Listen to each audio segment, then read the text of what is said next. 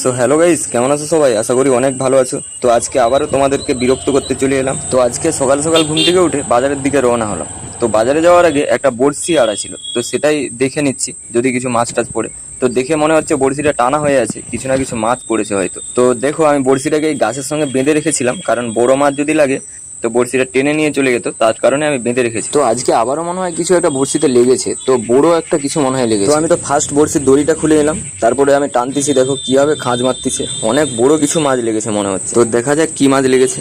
তো আমি তো সত্যিই পুরো অবাক, ভাবতেও পারিনি যে বড়শিতে মাছ লেগে যাবে। তারপর এক হাত দিয়ে মাছটাকে তোলা যাবে না ভেবে আমি বুক পকেটে ক্যামেরাটা ফিট করে দিয়ে তো মাছটাকে তোলার চেষ্টা করছি।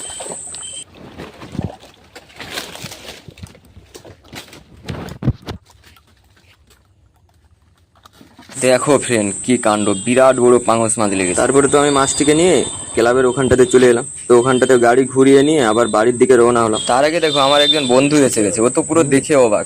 ওকে তো দিয়ে একটু ভিডিও করিয়ে নিলাম। সত্যি আমি কখনোই ভাবিনি যে বড়শিতে এত বড় মাছ গেঁথে যাবে। মাছটি প্রায় 2 কিলোর কাছাকাছি হয়ে যাবে। তো আমি তো বাড়ি গিয়ে একজন কাকুদের দোকানে মাছটিকে ওজন করে এলাম। দেখো ফ্রেন্ড, মাছটি দেখো 1998 গ্রাম হয়ে গেছে। পুরা 2 কেজি। 1 কেজি 997, 97 বার 1 কেজি 900। 1 কেজি 900। চলে বিকে দি যা হাটে দে কত? 1900, 100 টাকা কেজি লাগবে। আর এটা কর দে 100 গ্রাম। 100 গ্রাম, হ্যাঁ। 1900 পড়বি। তারা ওজন করুন না।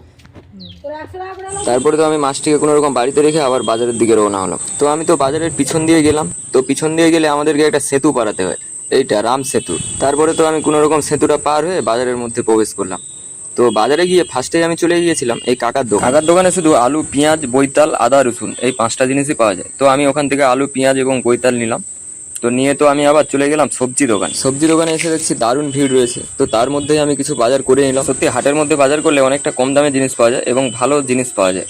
তারপরে তো আমি এই ভাইটির দোকানে চলে এলাম। তো এখান থেকে কিছু কলা আর এই কাকিমার দোকান থেকে কিছু লঙ্কা নিয়ে চলে এলাম এই দাদার দোকানে। তো এখানে তো আখের রস পাওয়া যায়। তো ওখান থেকে কিছুটা আখের রস নিয়ে আমিও ছাটিয়ে দিলাম। তারপরে তো আমার ওই বাজারের সব কাজ কমপ্লিট হয়ে গেল, আমিও বাড়ির পথে রওনা হলাম। তারপরে বাড়ি এসে দেখছি মাছটা প্রায় মরো অবস্থা। তারপর মা বলছিল যে পাঙস মাছ কেউ খাবে না, তাই জন্য ব্যাগের মধ্যে ভরে নিয়ে কারখানা চলে এলাম। তারপর কারখানাতে এসে একজনকে মাছটা দিয়ে আমাদের রুমে এসে ফার্স্ট মুড়ি মাখাটা করে নিচ্ছি। 50 মুড়ি বড় ঠোঙায় করে নিয়ে একটু চানাচুর, একটু বাদাম আর কিছুটা পেঁয়াজ কুচিয়ে মাখিয়ে নিলাম। তারপরে দেখো, এদিকে তো সবাই মনোযোগ দিয়ে কাজ করছে, এদের তো সবাইকার টিফিন হয়ে গেছে, আমারই হয়নি। তারপরে তো আমিও কাজে বসে গেলাম। ঠোঙায় করে মুড়িটা মাখা আছে, মাঝে মাঝে খাচ্ছি আর কাজ করে যাচ্ছি। তারপরে কিছুক্ষণ কাজ করার পর আবার বাড়ির পথে রওনা হলাম। তো আজকের ভিডিওটা আর বড় না করে এখানেই শেষ করলাম। আবার বিকেলে কি করলাম সেটা নেক্সট ভিডিওতে দেখাবো। ততক্ষণে সবাই সুস্থ থেকো, ভালো থেকো। আর ভিডিও যদি ভালো লাগে ভিডিওতে একটি লাইক দিয়ে আমার এই ছোট্ট চ্যানেলটি সাবস্ক্রাইব করে পাশে থেকো। টাটা।